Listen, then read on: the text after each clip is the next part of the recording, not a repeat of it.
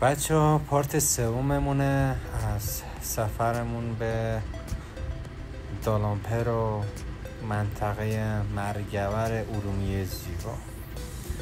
کل لوکیشن ها رو با هم میریم میگردیم دونه بدونه شد. تو این ویدیو سعی میکنم که بیشتر فقط جاهای دیدنی رو براتون به نمایش بذارم، کمتر صحبت کنم که لذت ببرید.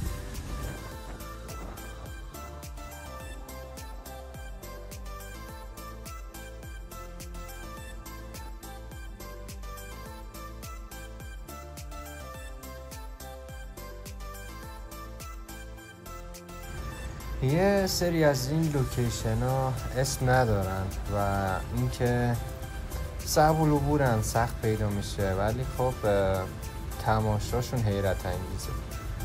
بعد از شما دعوت میکنم که تا انتهای ویدیو همه این لوکیشن ها رو کامل گذاشتم، فقط یعنی ویدیوهاشو گذاشتم، اسمی نبردم از اون نقاط که اگه خواستین کامنت بذارین براتون اسمشو میذارم و تا آخر ویدیو حتما تماشا کنید و خیلی خوشحال میشم که نظراتتون رو در مورد این ویدیو و ویدیوهای قبلیم حتما بگید و چه خوب چه بد، چه انتقاد پیشنهادی داشته باشین خیلی خوشحال میشم بهم بگید و اینکه خیلی ممنونم از تک تکتون.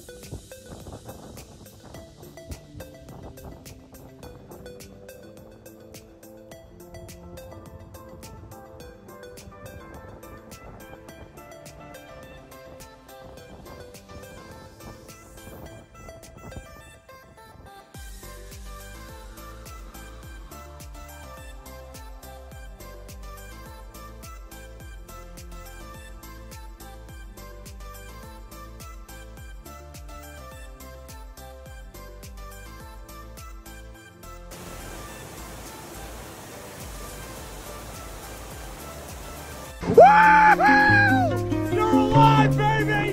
Get back up! We got work to do! Woo-hoo!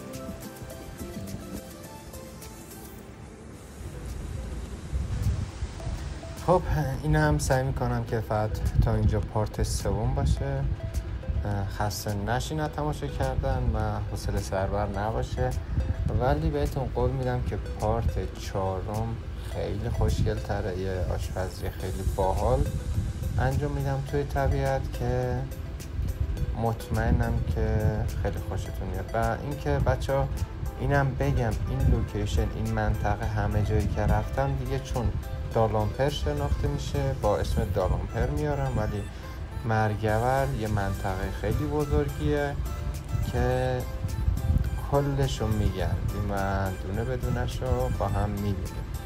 ممنون که هستین، خیلی خیلی ممنونم ازتون. همیشه شاد و تندرست باشید.